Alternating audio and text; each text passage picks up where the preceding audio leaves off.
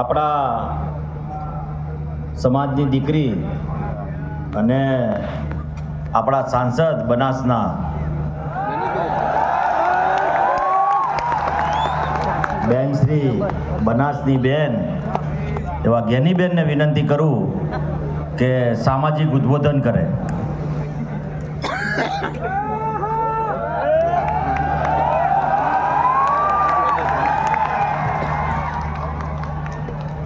મોડે મોડે વારો આવ્યો ખરે.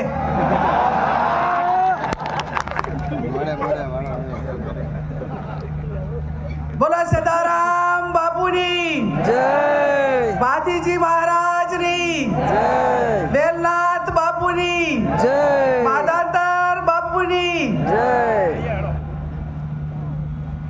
આજે આ ગાંધીનગરની પવિત્ર ભૂમિ ઉપર ક્ષત્રિય ઠાકોર સમાજ, ક્ષત્રિય ઠાકોર સેના અલ્પેશભાઈના આ મંત્રને માન આપીને વધારેલા સ્ટેજ ઉપર બિરાજમાન સર્વપક્ષીય ઠાકોર સમાજના સૌ અગ્રગણ્ય આગેવાનો, આ મંત્રને માન આપીને વધારેલ મહેમાનશ્રીઓ,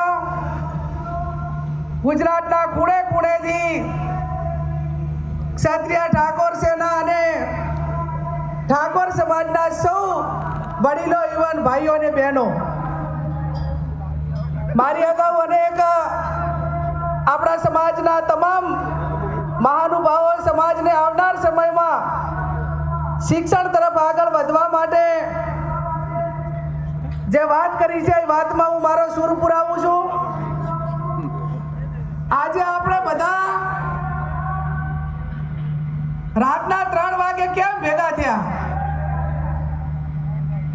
આપણે કયા પરિબળો સામે લડવાનું છે? આપણા વિકાસમાં કયા પરિબળો એ આપણા વિકાસને રૂંધે છે? તો પરિબળો એ છે,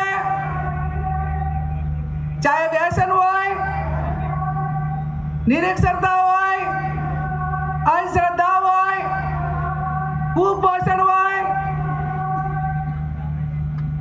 બેરોજગારી હોય, આવા અનેક પરિબળો સામે વૈચારિક ક્રાંતિ કરીને આજે એના સામે લડવા માટેનો સંકલ્પ કરવાનો છે. અને સંકલ્પ કરવાનો છે ત્યારે આ પરિબળો આપણાને કઈ રીતે આગળ જતા અટકાવે છે એ આપણે બધાય ખૂબ સારી રીતે જાણીએ છીએ. સમાજને એક કરવાની વાત આવે, એના ઉજ્જવળ ભવિષ્ય માટેનો નિર્માણ માટેની વાત થતી હોય તો જેના અન્ન ભેગા એના મન ભેગા. આજે તમામ સમાજો, જે સમાજો વર્ષો પહેલા એક મંચ ઉપર આવ્યા, ખેલદિલીની ભાવના રાખી, વ્યક્તિને કાંઈ મળે કે ના મળે, પણ જે સમાજોએ એમના સમાજના ઉજ્જવળ ભવિષ્યની ચિંતા કરી, ક્યાંક ન્યાય કે અન્યાય થયો હોય તો પણ એમને સહન કરીને એમને સમાજને આગળ વધવા માટે ખૂબ પરિશ્રમ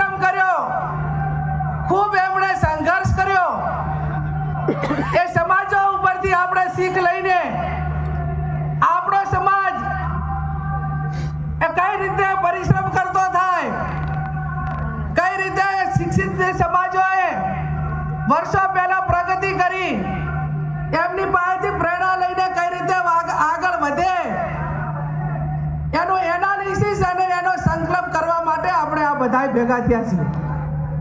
કોઈ પણ ક્રાંતિ એ કોઈ એક દિવસે નથી આવતી. કોઈ સુખી સંપન્ન પરિવાર હોય, કોઈ સુખી સંપન્ન સમાજ હોય તો તમે એનું એનાલિસિસ કરો, તમે એનું અનુકરણ કરો અને એના માટે તમે એ સમાજે કે વ્યક્તિએ કે પરિવારે કેટલા વર્ષ સુધી એને સંઘર્ષ કર્યો છે ત્યારે એ પરિવાર કે કોઈ સમાજ એ કોઈ આગળ જતો હોય છે. ત્યારે મારે આપ સૌને બે હાથ જોડીને વિનંતી કરવાની છે કે કેવા વિચારોનું આપણે આજે રોપણ કરવા માટે ભેગા થયા છીએ. ઉત્તર ગુજરાતમાં સદારામ બાપા, મધ્ય ગુજરાતમાં ભાતીજી મહારાજ, સૌરાષ્ટ્રમાં વેલનાથ બાપા કે માધાંતર દાદા, આ ચાર ભેગા થઈ જાય ધાર્મિક પાયા તો મારો સમાજ એ સમગ્ર ગુજરાતનો એક તાતણે બંધાય. એક આ સંગઠને ગુજરાતને અને ઠાકોર સમાજને એકજૂટ થવા માટેનો એક પહેચાન આપી છે, એક ઓળખ આપી છે. આજે ગુજરાતના કોઈ પણ જિલ્લામાં જઈએ ત્યારે મારે ગૌરવથી કહેવું પડે ને મારે ગૌરવથી ક્ષત્રિય ઠાકોર સેનાને અલ્પેશભાઈને અભિનંદન આપવા પડે કે અમે જે જિલ્લાની અંદર જઈએ ત્યાં સમાચાર આપણે તો 50 દીકરા એક ક્ષત્રિય સેનાના એ સમાજની નાતે મળવા આવે અને સુખ દુઃખની ભાગીદાર થવા માટેની વાત કરે ને વ્યવસ્થા કરે. ચાહે અમરેલીથી કરીને સુરત જઈએ તો પણ એ સમાચાર ભેગા આવી અને એક બેન તરીકે દીકરી તરીકે સન્માન કરે. આ પહેચાન ક્ષત્રિય ઠાકોર સેનાએ સમગ્ર ગુજરાતની અંદર આપી છે. ત્યારે આવનાર સમયની અંદર સમય એ કોઈની રાહ જોતો નથી. દુનિયા મિનિટો ઉપર કલાકો ઉપર દોડવા માંડી અને એની સાથે તાલ મિલાવવા માટે કરીને શૈક્ષણિક સંસ્થાઓ આપણી મજબૂતાઈથી બને અને સંસ્થાઓ એવી બને કે જેની અંદર સ્કિલ આપણે એને દીકરા દીકરીઓને આપી શકીએ અને સ્કિલ તૈયાર થાય. આ ગુજરાતની અંદર અનેક પ્રાઇવેટ કંપનીઓ મોટા પ્રમાણમાં છે પણ ક્યાંક આપણે દીકરા દીકરીને નોકરી માટેની વાત હોય તો 21મી સદી એ ટેકનોલોજી અને જ્ઞાનની સદી છે અને એ પ્રમાણેની માંગનું આપણે એજ્યુકેશન મેળવેલું ના હોય તો આપણને એ કંપનીમાં સારી મોટા હોદ્દાવાળી નોકરી ના મળે.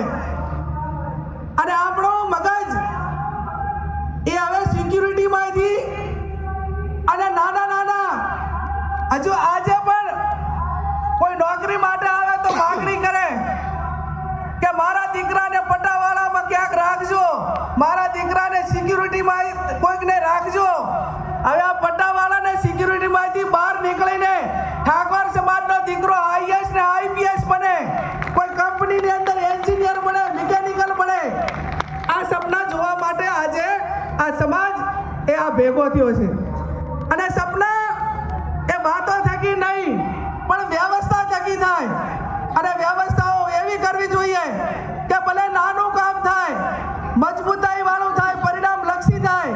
અને પરિણામ લક્ષી થાય તો જ આ સમાજનો અતૂટ વિશ્વાસ છે એ ભરોસો આપણા ઉપર, નેતાઓ ઉપર ને આગેવાનો ઉપર ટકી રહે. આજે સમગ્ર સમાજના તમામ પક્ષના આગેવાનોએ એકતાના દર્શન કરાવ્યા છે. અને આજે આ રાતના આ 3, 4, 5 વાગવા આવ્યા અને ત્યાં સુધી પણ આ આગેવાનો આજે આ સમાજના ભવિષ્યની ચિંતા કરવા માટે કરીને ભેગા થયા છે. અને ભેગા થયા છે ત્યારે આ એક વ્યક્તિથી ના થાય. આ કામો એ સહિયારો પુરુષાર્થ કરવો પડે અને